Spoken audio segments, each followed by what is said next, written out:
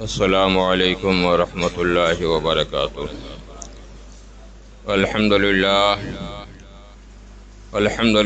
نحمده ونصلي ونسلم على حبیبہ الکریم، اما بعد فاعوذ باللہ من الشیطان الرجیم، بسم اللہ الرحمن الرحیم۔ یا ایہا الذین آمنوا اتقوا اللہ وکونوا مع الصادقین، صدق اللہ العظیم وبلغ رسوله النبی الامین الکریم، ونحن على ذلك لمن الشاہدین والشاکرین، والحمد للہ رب العالمین۔ غوث اعظم بمن بے سرو ساما مدد، غوث اعظم بمن بے سرو ساما مدد، قبلہ دی مدد کعبہ ایما مدد۔ واہ کیا مرتبہ غوث ہے بالا تیرا، اونچے اونچوں کے سروں سے قدم اعلیٰ تیرا، اور سر بھلا کیا کوئی جانے کی ہے کیسا تیرا، اولیاء ملتے ہیں آنکھیں وہ ہے تلوہ تیرا۔ میری قسمت کی قسم کھائیں سگانے بغداد، ہند میں رہ کے بھی دیتا رہوں پہرا تیرا۔ اے رضا یوں نہ بلک تو نہیں جید تو نہ ہو، سید جید ہر دہر ہے مولا تیرا۔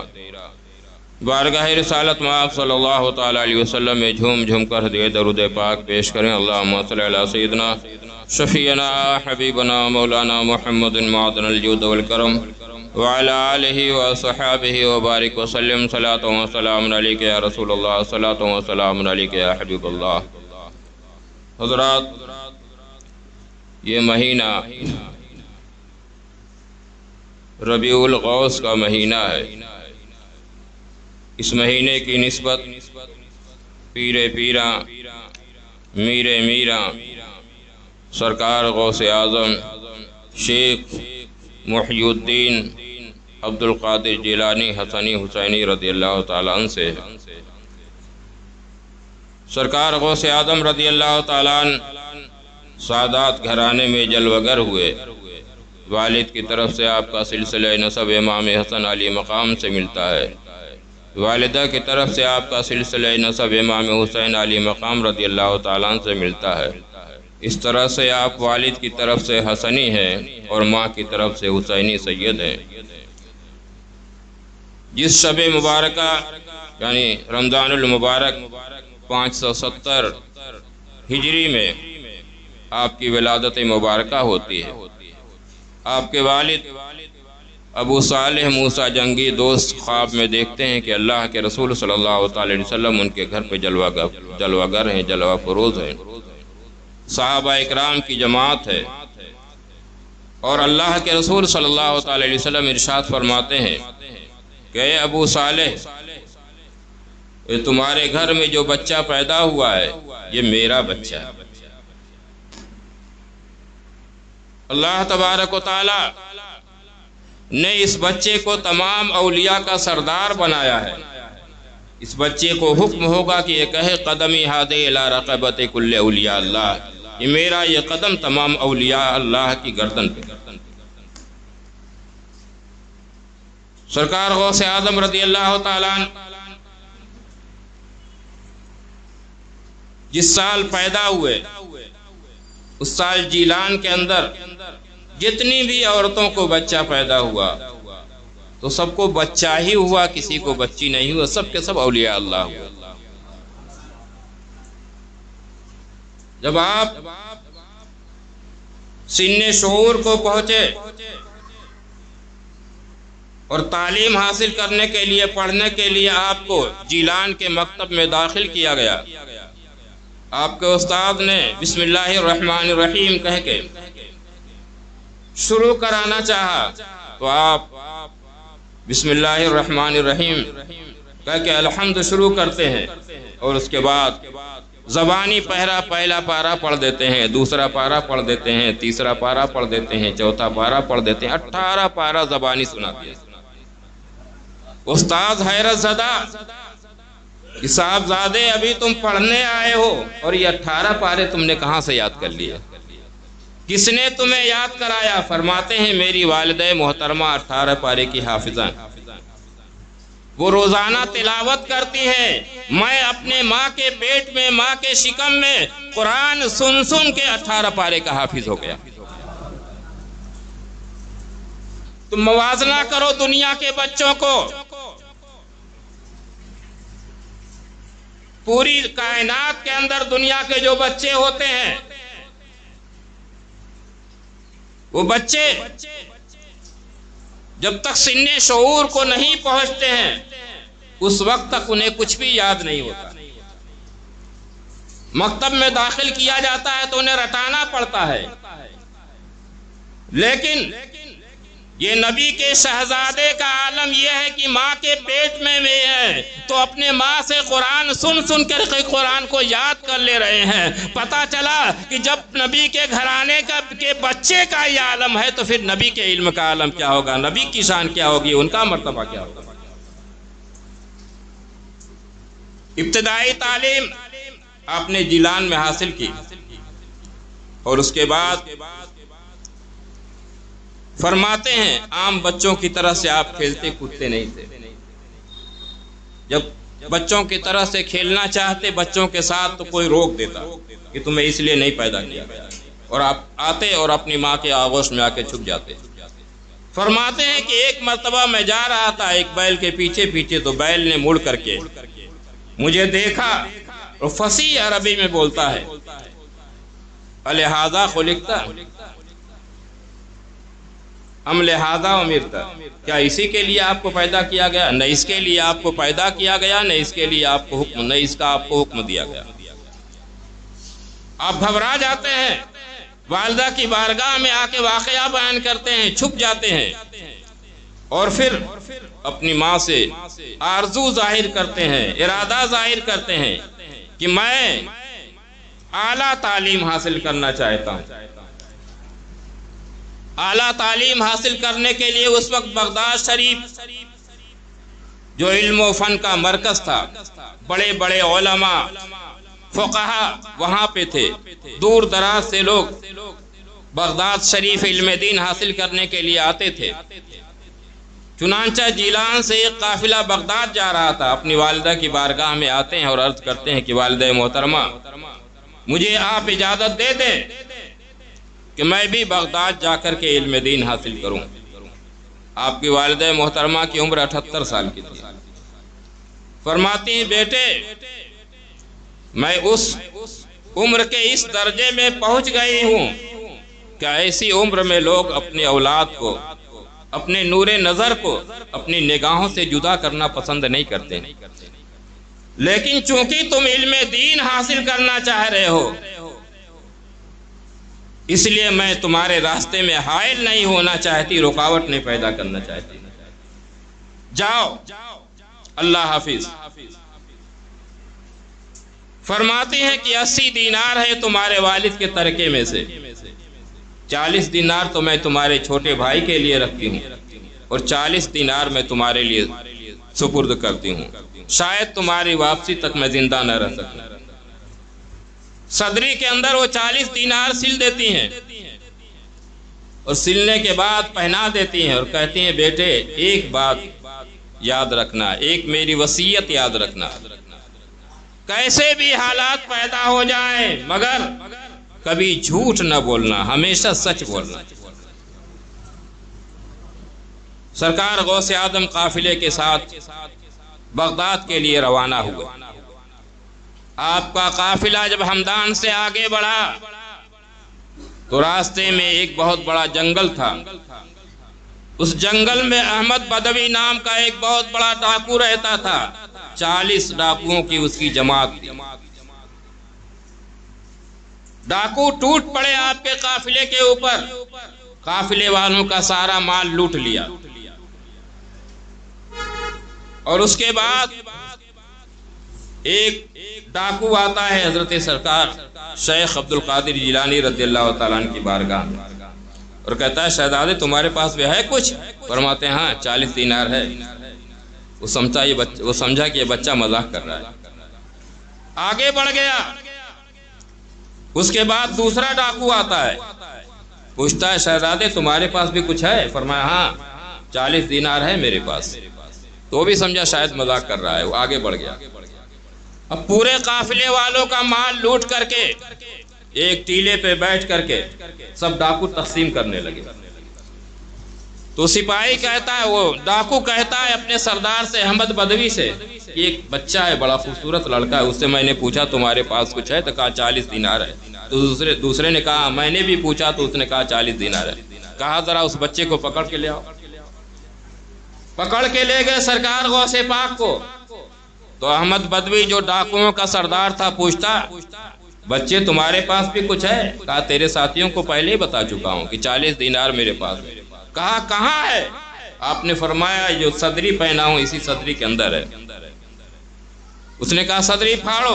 صدری پھاڑی تو 40 دینار نکل پڑے۔ وہ حیرت زدہ ہو گیا، سرکار غوث اعظم کا چہرہ دیکھنے لگا۔ کہا شہزادے تمہیں پتہ نہیں ہم ڈاکو ہیں، لوگ اپنا مال ہم سے چھپاتے ہیں اور تمہارا مال تو پہلے ہی چھپا ہوا تھا، لیکن تم نے بتایا کیوں؟ کہا سنو، میری ماں نے نکلتے وقت وصیت کی تھی کہ بیٹا کبھی جھوٹ نہ بولنا، ہمیشہ سچ بولنا۔ اس 40 دینار سکوں کو بچانے کے لیے میں اپنے ماں سے جو وعدہ کیا ہوں اس وعدے کو توڑ دوں؟ ایسا ہرگز نہیں ہو سکتا۔ 40 دینار آتے جاتے رہیں گے، لیکن میں نے جو اپنی ماں سے وفا کیا، وعدہ کیا ہے، وعدہ کو توڑ دوں تو کل میدان محشر میں اپنی ماں کو کیا منہ دکھاؤں گا؟ اللہ اکبر! یہ جملہ تیر کی طرح سے احمد بدوی کے دل میں پیوست ہو جاتا ہے۔ کہتا ہے تم نے اپنے ماں سے وعدہ کیا، اس وعدے کو نبھانے کے لیے تم سکوں کی کوئی پرواہ نہیں کرتے، اور ہمارا معاملہ ہے کہ ہم سکوں کے لیے اللہ سے کیے ہوئے وعدے کو توڑ رہے ہیں۔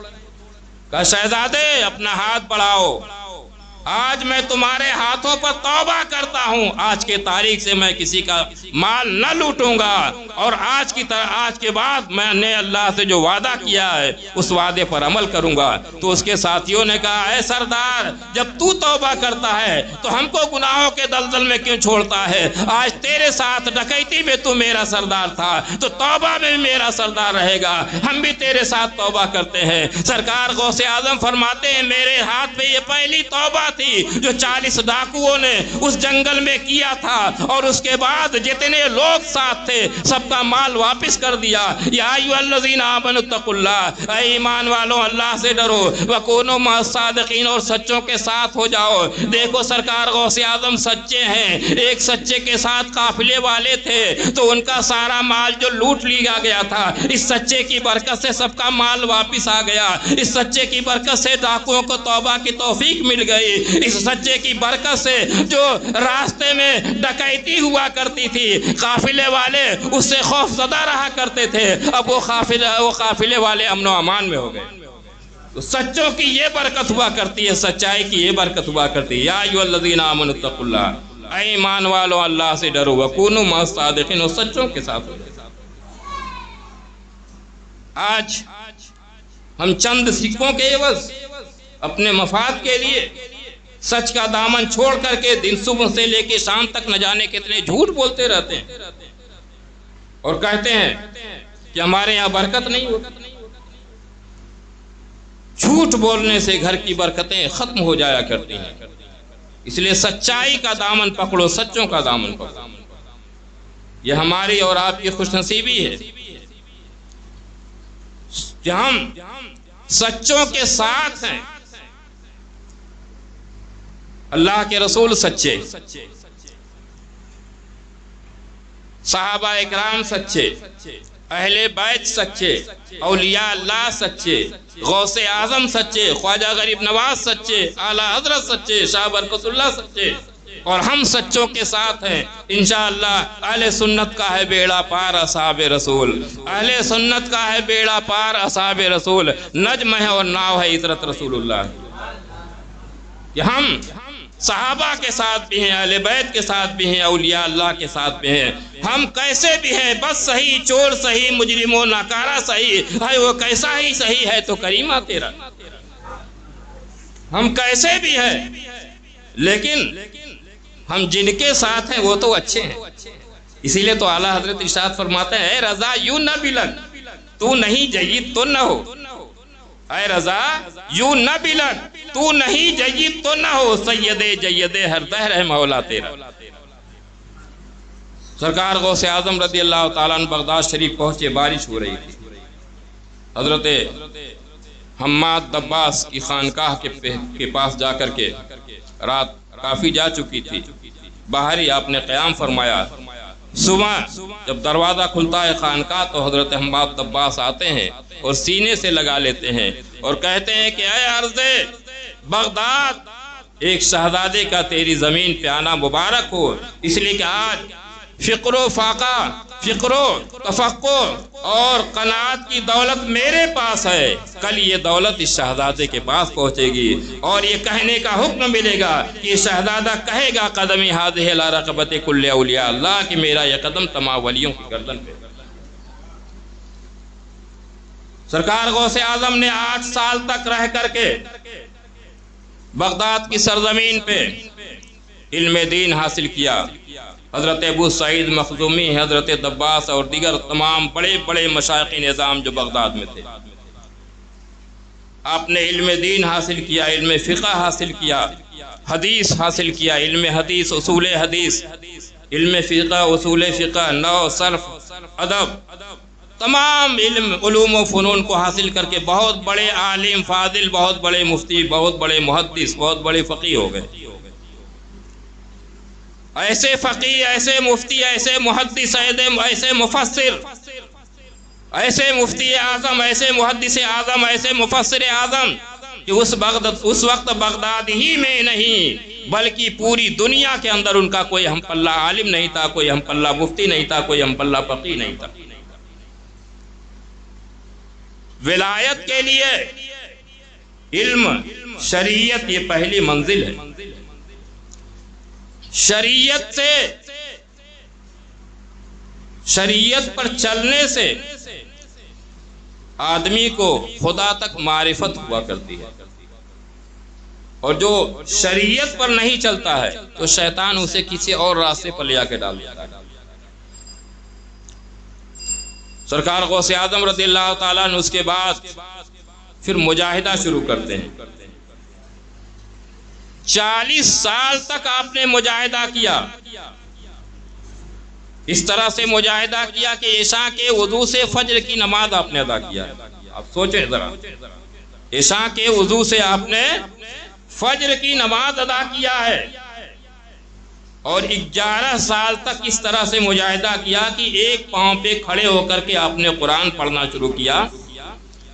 تو رات میں الحمدللہ رب العالمین شروع کرتے تھے اور فجر سے پہلے پہلے تہجد کے وقت تک والناس یعنی پورا قرآن ختم کر دیتے تھے. 15 سال تک لگاتار. آج ہر آدمی ہرا پیلا جبہ پہن کر کے، ہری پیلی پگڑی باندھ کر کے، ہاتھوں میں انگوٹھیاں پہن کر کے، لمبے لمبے بال رکھ کر کے سوچتا ہے کہ ہم معرفت والے ہیں. ابے سرکار غوث اعظم سے بڑھ کر کے کوئی معرفت والا ہے؟ سرکار غوث اعظم وہ ہے، انبیاء و مرسلین، صحابہ اکرام، ائمہ مجتہدین کے علاوہ جو اولین ہیں ان کے لیے بھی اور جو آخرین ہیں ان کے لیے بھی سرکار غوث اعظم کو حکم ہوتا ہے کہ کہو قدمی ہاذہ الی رقبۃ کل اولیاء اللہ، میرا یہ قدم تمام ولیوں کی گردن پر ہے.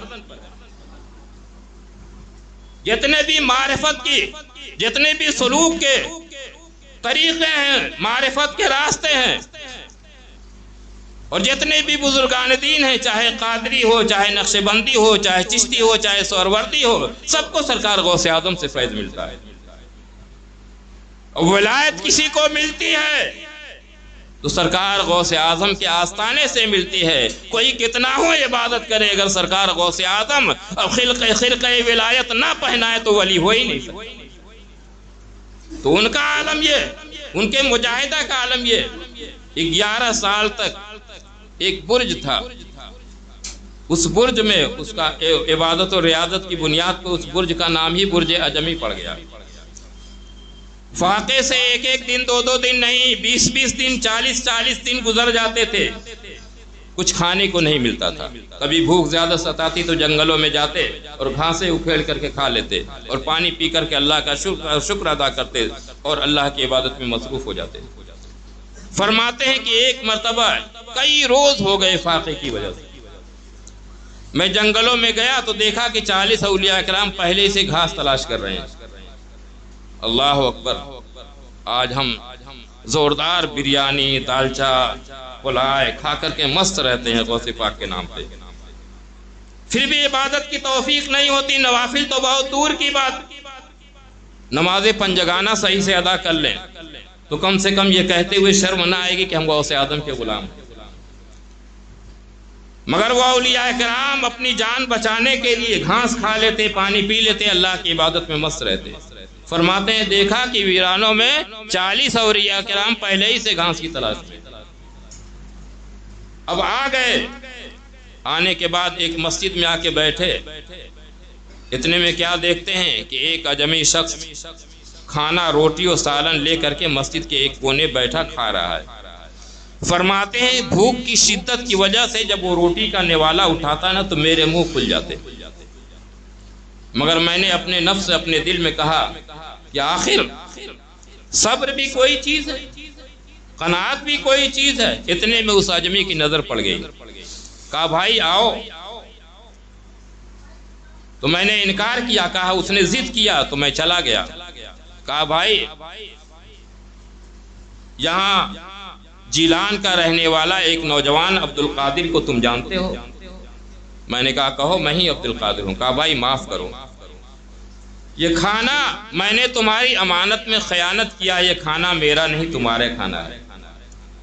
کہا کیسی امانت کیسی خیانت؟ کہا تمہاری والدہ نے مجھے سونے کا ایک ٹکڑا دیا تھا اور کہا میرا بیٹا بغداد میں رہتا ہے، جا کے اسے دے دینا. میں بغداد شہر میں تمہیں تلاش کر رہا ہوں، تم جنگلوں میں عبادت میں مصروف ہو. جنگل میں کہاں؟ میں تلاش کرتے کرتے میرا جو ذاتی خرچ تھا ختم ہو گیا. اب 2-3 روز میں تو فاقے سے گزارا مگر صبر نہ ہو سکا. مجبوراً یہ تمہارا سونے کا جو ٹکڑا تھا اسی میں سے تھوڑا سا فروخت کر کے یہ کھانا لے کر کے آیا ہوں. یہ کھانا میرا نہیں تمہارا ہے، میں نے تمہاری امانت میں خیانت کی ہے. سرکار غوث اعظم نے گلے لگا دیا اور ان کی نیک نیتی پہ فرماتے ہیں میں نے تمہیں معاف کیا اور مزید انہیں تھوڑا سا ٹکڑا دیا. کہا زاد راہ کے لیے لے جاؤ. اب وہ سونے کا ٹکڑا مل گیا. کئی روز سے بھوکے تھے، اسے رکھ لیتے، کھاتے پیتے کئی مہینے چلتا، مگر نہیں، لے جاتے ہیں اور اس سے کھانا خریدتے ہیں. اور وہ اولیاء کرام جو جنگلوں میں گھاس کی تلاش میں تھے سارے اولیاء کرام میں تقسیم فرما دیتے ہیں اور کچھ تھوڑا سا ایک ٹکڑا لے کر کے کھانا خرید کر اپنے لاتے ہیں تو اکیلے نہیں کھاتے ہیں، غربا مساکین کو آواز دیتے ہیں، فقراء کو آواز دیتے ہیں اور سب کے ساتھ بیٹھ کر کے کھاتے ہیں، ختم کر لیتے ہیں. جنگلوں میں عبادت کر رہے تھے کہ ایک بزرگ آئے. سرکار غوث اعظم نے دیکھا، پہچان لیا کہ کوئی رجال الغیب ہے، کوئی اللہ والا ہے. وہ حضرت خضر علیہ السلام تھے. آئے، تھوڑی دیر گفتگو کیے اور فرماتے ہیں کہ یہیں بیٹھے رہو، کہیں جانا نہیں، جب تک میں نے آیا ہوں میرا انتظار کرنا. چلے گئے. 1 دن گزر گیا، 2 دن گزر گیا، 1 مہینہ گزر گیا، 2 مہینہ گزر گیا، پورے 1 سال گزر گئے. مگر سرکار غوث اعظم ایسے وفادار، اپنے عہد کے ایسے پابند کہ وہیں عبادت اور ریاضت میں مصروف ہیں. لوگوں نے پوچھا اس زمانے میں آپ بھوک لگتی تھی کیا کرتے؟ بولے گھاس ہی کھا لیا.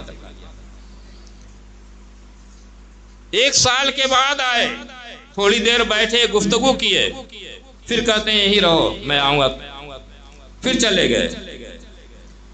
پھر پورے 1 سال کے بعد آئے، پھر تھوڑی دیر بیٹھے، پھر چلے گئے. پھر تیسرے سال آئے اور تیسرے سال آنے کے بعد کھانا لے کر کے آتے ہیں، اپنے ہاتھوں سے لقمہ کھلاتے ہیں حضرت خضر علیہ السلام. یہ سرکار غوث اعظم کی عبادت و ریاضت یہ ان کا مجاہدہ ہے. ایک مرتبہ عبادت و ریاضت میں مصروف ہو گئے اور عہد کیا کہ جب تک مجھے میرا اللہ نہیں کھلائے گا، میرا رب نہیں کھلائے گا، میں نہیں کھاؤں گا.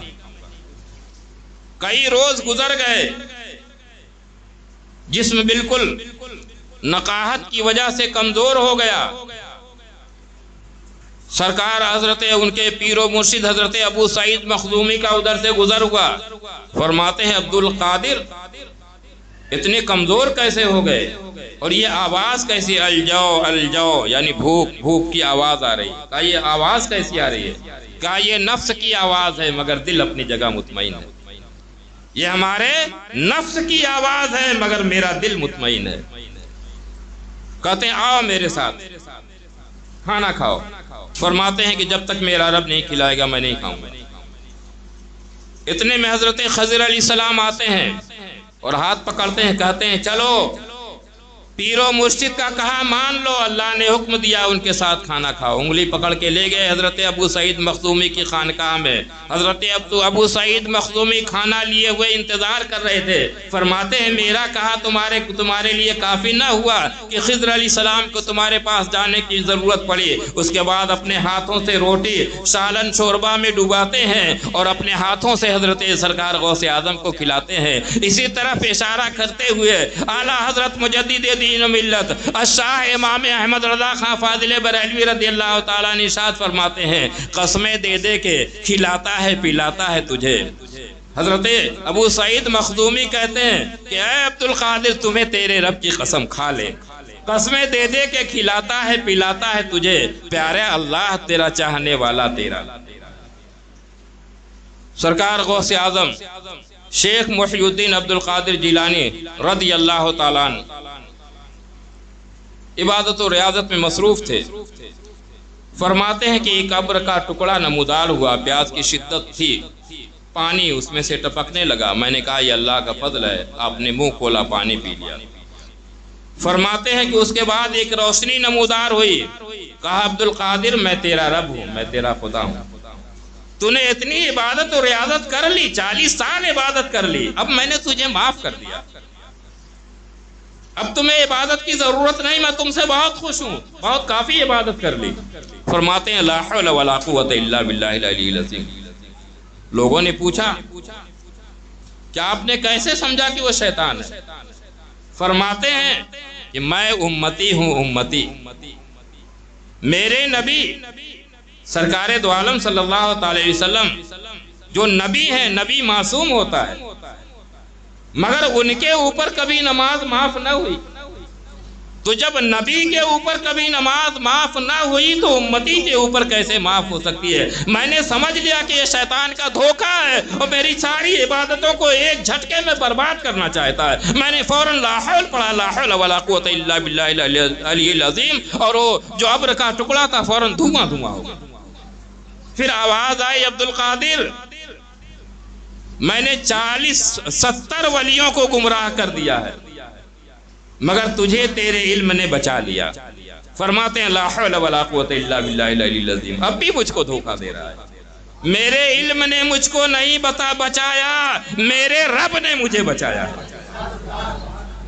اے روحانی نماز پڑھنے والوں، غوث اعظم کے نام پہ بریانیاں کھانے والوں، سن لو، سرکار غوث اعظم رضی اللہ تعالیٰ عنہ کے سامنے جب شیطان آ کے کہتا ہے میں نے تیری نماز معاف کر دی تو آپ نے سمجھ لیا کہ یہ شیطان ہے، مجھے دھوکہ دے رہا ہے، فوراً لا حول ولا قوت الا باللہ العلی العظیم پڑھا۔ اے سنی مسلمانوں، آج بھی اگر کوئی پیر یہ کہتا ہوا نظر آئے کہ نمازیں معاف ہے، روحانی نماز پڑھو، سمجھ لینا کہ یہ شیطان ہے اور اپنے جال میں پھنسا کر کے تمہیں جہنم میں لے جانا چاہتا ہے۔ ایسوں کی شکل دیکھتے ہی پڑھ لینا لا حول ولا قوت الا باللہ العلی العظیم۔ بچو ایسے دھوکے بازوں سے۔ دنیا چند روزہ ہے، یہاں تمہیں اسی لیے بھیجا گیا ہے، وما خلقت الجن والانس الا لیعبدون، ہم نے انسانوں اور جناتوں کو اپنی عبادت ہی کے لیے پیدا کیا ہے، تو اسی لیے پیدا کیے گئے یہی معاف۔ اللہ تو کہہ رہا ہے کہ میں عبادت کے لیے پیدا کیا، ام اللہ کہہ رہا ہے، یہ بابا کہہ رہا ہے کہ میں نے سب نمازیں معاف کر دی، روحانی نماز پڑھو۔ تو یہ قرآن قیامت تک کے لیے ہے، قیامت تک یہ نماز کسی سے، جب بھی کوئی مومن ہے حلقہ اسلام میں داخل ہو گیا تو جب تک کہ اس کی روح اس کے جسم سے جدا نہیں ہوگی اس وقت تک اگر بیمار ہے تو بھی نماز معاف نہیں، جنگ میں ہے تو بھی نماز معاف نہیں، سفر میں ہے تو بھی نماز معاف نہیں، بستر پہ ہے تو بھی نماز معاف نہیں، یہاں تک کہ وہ اگر اٹھنے کے لائق نہیں ہے تو بیٹھ کے نماز پڑھے، بیٹھنے کے لائق نہیں ہے تو لیٹے لیٹے نماز پڑھے، مگر نماز معاف نہیں ہے۔ روحانی نماز کے لیے بیٹھنا لیٹنا کیا، آنکھیں بند کر لیا پڑھ لیا۔ یہ ساری جو شریعت کی کتابیں ہیں، مسائل کی کتابیں ہیں، کیا آدمی کھڑے نہیں ہو سکتا ہے تو بیٹھ کے پڑھے، بیٹھ نہیں سکتا ہے تو لیٹے لیٹے پڑھے، اس کا کیا مطلب؟ نماز کبھی معاف نہیں ہے۔ سرکار غوث اعظم رضی اللہ تعالیٰ عنہ ایک مرتبہ تشریف لے جا رہے تھے جمعہ کی نماز کے لیے، اکیلے تھے، ان کا ایک خادم تھا ساتھ میں۔ تو خادم کہا مزہ نہیں آ رہا، پیر صاحب اکیلے اکیلے چل رہے ہیں اور میں ان کے ساتھ اکیلے اکیلے ہوں، بھیڑ بھاڑ رہتی ہے، لوگ آتے ہیں، مرید جو ہے اپنے پیر کو دیکھتا ہے بڑی بھیڑ بھاڑ ہے، لوگ خوب ہاتھ چوم رہے ہیں، نعرہ لگا رہے ہیں تو بڑا خوش ہوتا ہے مرید، ہمارے پیر صاحب بڑے پہنچے لے۔ تو خادم نے کہا کہ پیر صاحب جو ہے اکیلے اکیلے چل رہے ہیں، مزہ نہیں آ رہا۔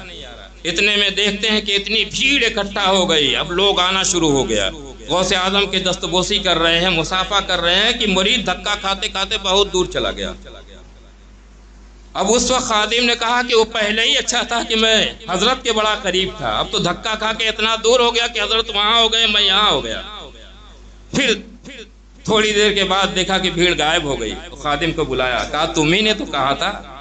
خادم نے کہا نہیں تھا، دل میں سوچا تھا، کہا تمہیں نے تو دل میں سوچا تھا کہ بھیڑ بھاڑ نہیں ہے، مزہ نہیں آ رہا ہے، اللہ تبارک و تعالیٰ نے مجھے وہ پاور دیا ہے کہ لوگوں کی دلوں کو میں چاہتا ہوں تو کھینچ لیتا ہوں اپنی طرف اور چاہتا ہوں تو چھوڑ دیتا ہوں۔ اے سنی مسلمانوں، یہ غوث اعظم کا ہمارے اوپر احسان ہے کہ ہمارے دلوں کو سرکار غوث اعظم نے اپنے ذکر کے لیے کھینچ لیا ہے، اور سرکار غوث اعظم نے جسے چھوڑ دیا ہے اسے ذکر کی توفیق نہیں ہوتی ہے۔ یہ سرکار غوث اعظم آپ کا احسان ہے ہم سنی مسلمانوں کے اوپر کہ ہمارے دلوں کو آپ نے اپنی طرف مائل کر لیا ہے، کھینچ لیا ہے، ہم غوث اعظم کا ذکر کرتے ہوئے نظر آتے ہیں۔ آج اولیاء اللہ کا ذکر کرو، ذکر دی میلاد مصطفیٰ کرو، جلوس محمدی نکالو تو فوراً فتویٰ آنا شروع ہو جاتے ہیں کہ صحابہ کرام نے کیا یہ بدعت ہے، ابو بکر نے کیا یہ بدعت ہے، اور ابھی 31 اکتوبر کو تمہارے پپا سعودی نے ہیلووین ڈے منایا ہے، معاذ اللہ، توبہ استغفر اللہ، یعنی اس میں سب اپنی شکلیں شیطان کی طرح سے بنا لیتے ہیں، چڑیل شیطان کی طرح سے، اور ڈانس کرتے ہیں، ناچتے گاتے ہیں۔ یہ غیروں کا تہوار ہے کہ وہ کہتے ہیں کہ سب روحیں جو ہے یہ شیطان کی شکل میں داخل ہو کر کے اور یہ اپنا دن مناتی ہیں اور گاتی بجاتی ہیں، ڈانس کرتی ہیں، ناچتی ہیں۔ تو سارے سعودی کے بہت سارے لوگ جو اپنی شکلوں کو بگاڑ کر کے، کوئی چڑیل بنا ہے، کوئی بھوت بنا ہے، کوئی شیطان بنا ہے، سب ڈانس کر رہے ہیں، موبائل میں دیکھ لیجیے گا۔ یہ دن یعنی نبی کا دن منائے، یوم محمدی، یوم عید میلاد النبی منائے تو فوراً فتویٰ آ جاتا ہے کہ یہ کہاں سے جائز ہے، کس کتاب میں ہے، صحابہ نے منایا، اب تمہارے پپا جن کے ریال پہ تم پل رہے ہو، تمہارے پپا نے سعودی کے اندر عیسائی بھی تھوک رہا ہے، کرسچن بھی تھوک رہے ہیں، یہودی بھی تھوک رہے ہیں کہ اسلام ایسا پاکیزہ مذہب، اور جہاں وہاں اس کا مرکز ہے مکہ مدینہ، جہاں عرب یہ مرکز ہے، وہاں پہ ایسا گھناؤنا دن منائے گا کہ اپنی شکلیں بگاڑ کے سب ڈانس کرتے ہوئے نظر آ رہے ہیں۔ ارے تمہیں شکلیں بگاڑنے کی ضرورت کیا؟ تم تو پہلے ہی سے شیطان ہو، بغیر بگاڑے ہوئے آتے تب بھی لوگ سمجھتے کہ شیطان آ گیا۔ جلوس غوثیہ نکلتا ہے، غوث اعظم کی محبت میں ہم یہ جلوس نکالتے ہیں تو فتویٰ لگاتے ہو، اور یہ جو تمہارا یہ ہیلووین ڈے منایا گیا ہے، یہ کس کتاب میں لکھا ہوا ہے؟ اللہ اکبر۔ اسی لیے سرکار مفتی اعظم ہند فرماتے ہیں، تیرے حبیب کا پیارا چمن کیا برباد، تیرے حبیب کا پیارا چمن کیا برباد، الہی نکلے نجدی بلا مدینے سے۔ اور قمر شاہ جہاں پوری نے کہا تھا کہ پڑھتا ہوں تو کہتی ہے یہ خالق کی کتاب، پڑھتا ہوں تو کہتی ہے یہ خالق کی کتاب ہے مثل یہودی یہ سعودی بھی عذاب. اور اس قوم کے بارے میں قمر کیا لکھے؟ کعبے کی کمائی کا جو پیتے ہیں شراب. شاعر نے کہا پیدا ہوئے وہابی تو ابلیس نے کہا لو آج ہم بھی صاحب اولاد ہو گئے. اس قدر گھناؤنی حرکتیں عرب کے اندر، اس قدر نیچ حرکتیں سعودی کے اندر. اور یہ ان کے جتنے چیلے ہیں جو ان کے ریال پہ چلی چلا نکالتے ہوئے نظر آتے، ایک آواز نہیں نکلتی. کم سے کم بولو تو، آواز تو نکالو. ایسی حرکتیں ہمیں قطعی پسند نہیں ہے. اگر وہاں کا امام، ایک مرتبہ ایک امام نے وہاں اس کے خلاف بولا تو اس کو نظر بند کر دیا، ایسا غائب کر دیا کہ کسی مسجد کا امام تھا. عقیدہ کیا تھا اللہ جانے، مگر بہرحال اس حرکتوں کو ناپسند کرتا تھا. اس نے تقریر کیا، خطبے سے اس کا گلا پکڑ کے کھینچ کر لے کر کے چلے گئے.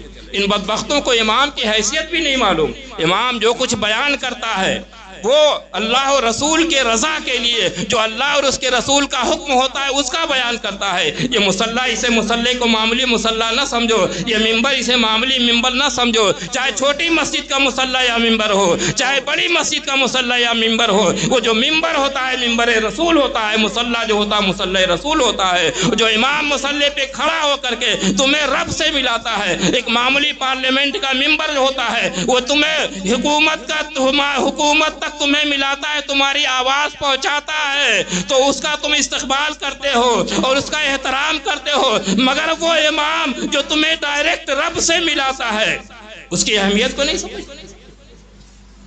آج تم نے اس کی اہمیت کو سمجھنا چھوڑ دیا، اس لیے ذلیل و خوار ہوئے. کل امام کی اہمیت کو سمجھتے ہوئے لوگ شریعت کے احکامات پہ عمل کرتے تھے تو اللہ تبارک و تعالیٰ ان کو عزت اور وقار سے بلند فرماتا تھا، ان کے عزت میں چار چاند لگاتا تھا. سرکار غوث اعظم شیخ محی الدین عبد القادر جیلانی رضی اللہ تعالیٰ عنہ کے ایک واقعہ اور بیان کر کے اپنی تقریر ختم کرتا ہوں. بچپنے کا زمانہ، طالب علمی کا زمانہ. ایک بزرگ رکھتے تھے بغداد میں، وہ وقت کے غوث تھے. تو ان کے 3 ساتھی ہیں، ایک کا نام عبداللہ، ایک کا نام ابن سقا، ایک سرکار غوث اعظم. فرماتے کہ ہم لوگ تینوں مل کر کے ان کی زیارت کے لیے نکلے. تو ابن سقا نے کہا کہ میں تو ایسا سوال کروں گا نا کہ وہ چکلا جائیں گے، اس کا جواب بھی نہیں دے سکیں گے. اور جو عبداللہ تھے انہوں نے کہا میں ایسا سوال کروں گا، دیکھوں اس کا جواب کیا دیتے ہیں. تو سرکار غوث اعظم نے فرمایا میں سوال کرنے نہیں، میں تو فیض حاصل کرنے جا رہا ہوں. جتنا فیض حاصل کر سکوں میں اتنا فیض حاصل کروں گا. اب جس جگہ وہ بیٹھتے تھے وہاں پہ گئے تو وہ نظر نہیں آئے. تھوڑی دیر کے بعد آئے، چہرہ بڑے پرجلال لہجے میں دیکھتے ہوئے ابن سقا سے کہا تو مجھ سے ایسا سوال کرے گا کہ میں چکلا جاؤں، اس کا جواب نہ دے سکوں. سن تیرا سوال یہ ہے اور اس کا جواب یہ ہے. یعنی سوال کیا نہیں تھا، مگر جو اس نے سوال جو کرنے والا تھا اس سوال کو پہلے بتا دیا کہ تیرا سوال یہ ہے، جواب یہ ہے. اور سن میں دیکھ رہا ہوں کہ کفر کی آگ شعلہ زن ہے اور تو کفر میں مبتلا ہوگا. اور عبداللہ سے کہا تو ایسا سوال کرے گا کہ دیکھے گا کیا جواب دیتا ہوں. تیرا سوال یہ ہے، جواب یہ ہے. میں دیکھتا ہوں دنیا تیرے کان کی لو تک پہنچ گئی ہے. تو سرکار غوث اعظم سے فرماتے ہیں تم فیض حاصل کرنے کے لیے آئے ہو، اس لیے اللہ نے تمہیں ایسا اس ادب کی بنیاد پہ ایسا بابرکت بنائے گا کہ ایک دن تمہیں یہ کہنے کا اللہ کی طرف سے حکم ہوگا، تم اعلان کرو گے قدمی ہذہ علی رقبۃ کل اولیاء اللہ، میرا یہ قدم تمام ولیوں کی گردن پہ ہے. چنانچہ فرماتے ہیں کہ وہ عبداللہ جنہوں نے کہا تو میں ایسا سوال کروں دیکھوں کیا جواب دیتے ہیں. بادشاہ نے انہیں ایک حکومت کا عہدہ دے دیا، اس میں ایسے مصروف ہو گئے کہ نماز تک پڑھنے کا وقت نہیں ملتا تھا. فرماتے تھے افسوس دنیا میرے کان کی لو تک پہنچ گئی کہ میں عبادت و ریاضت کا بھی مجھے موقع نہیں ملتا. اور ابن سقا بہت بڑا مناظر تھا، یہودیوں سے مناظرہ ہوا. بادشاہ اسلام نے اس کو مناظرے کے لیے بھیجا، یہ گیا اور جانے کے بعد مناظرہ کیا یہودیوں کے علاقے میں. اور مناظرہ کرنے کے بعد فتح یابی نصیب ہوئی، مگر ایک یہودی لڑکی پہ فدا ہو گیا، دیوانہ ہو گیا. کہا میں تم سے شادی کرنا چاہتا ہوں. تو اس نے کہا کہ شادی کے لیے شرط ہے تمہیں اپنا مذہب بدلنا پڑے گا، اپنا دین بدلنا پڑے گا، میرے دین میں داخل ہو. محبت میں ایسا دیوانہ ہو گیا کہ اپنا دین بدل دیا، اس کے مذہب میں داخل ہو گیا. اللہ اکبر. اور پھر کہا کرتا تھا کہ افسوس غوث اعظم حضرت حماد دباس کی بد دعا کا یہ اثر ہے کہ آج میں اسلام سے پھر کر کے کفر میں داخل ہو گیا، لیکن سرکار غوث اعظم فرماتے ہیں کہ وہ وقت آیا کہ اللہ نے حکم دیا اور بغداد کی جامع مسجد کے منبر پہ کھڑے ہو کر کے آپ نے اعلان فرمایا قدمی ہادی علی رقبت کل اولیاء اللہ، میرا یہ قدم تمام ولیوں کی گردن پہ ہے۔ پتہ چلا جو اللہ والے ہوتے ہیں ان کی شان میں گستاخی کرنے والا بھی ہلاک ہو جاتا ہے، اس کا ایمان غارت ہو جایا کرتا ہے، اور جو ان کا جتنا ادب کرتا ہے اللہ اتنا ہی فیض اسے عطا فرماتا ہے۔ اے سنی مسلمانوں، ہم سب سرکار غوث اعظم کے غلام ہیں، قادری نسبت پہ ہمیں فخر ہے، میں تجھ سے در در سے سگ سگ سے ہے مجھ کو نسبت، میری گردن میں بھی ہے دور کا ڈورا تیرا، اس نشانی کے جو سگ ہیں نہیں مارے جاتے، حشر تک میرے گلے میں رہے پٹا تیرا۔ ہمیں اس قادری نسبت پہ ناز ہے، سرکار غوث اعظم کی نسبت سے اپنے گھروں میں محفلیں سجاؤ، جلوس غوثیہ میں شرکت کرو، ان کا ذکر کرو، انشاءاللہ تبارک و تعالی جتنا ہی سرکار غوث اعظم کا ادب کرو گے اتنا ہی ان کا فیض ملے گا اور آخرت میں بھی تمہارا بیڑا پار ہو جائے گا۔ جلوس غوثیہ یہ پیر کے روز جامع مسجد سے نکل کے قبرستان جاتا ہے، پھر رمضان علی اسکول میں لنگر وغیرہ چلتا ہے، آپ حضرات اس میں بھی شرکت فرمائیں۔ اور کل کا دن گزار کے جو پرسیں یعنی اتوار کا دن ہوگا، تو دن گزار کی جو رات آتی ہے وہ 11ویں شب ہے۔ میں مسجد کے اندر ہر سال پروگرام ہوتا ہے، امسال بھی انشاءاللہ پروگرام ہوگا، آپ حضرات اس پروگرام میں شرکت فرمائیں، ثواب دارین سے مالا مال ہوں، اپنے اپنے گھروں میں بھی محفلیں رچائیں، بہتر سے بہتر سرکار غوث پاک کے نیاز کا اہتمام کریں۔ جس گھر میں ہر 11ویں تاریخ کو سرکار غوث اعظم کی نیاز ہوتی ہے، کبھی اس گھر والے پریشان نہیں رہتے۔ اللہ تبارک و تعالی ہمیں سرکار غوث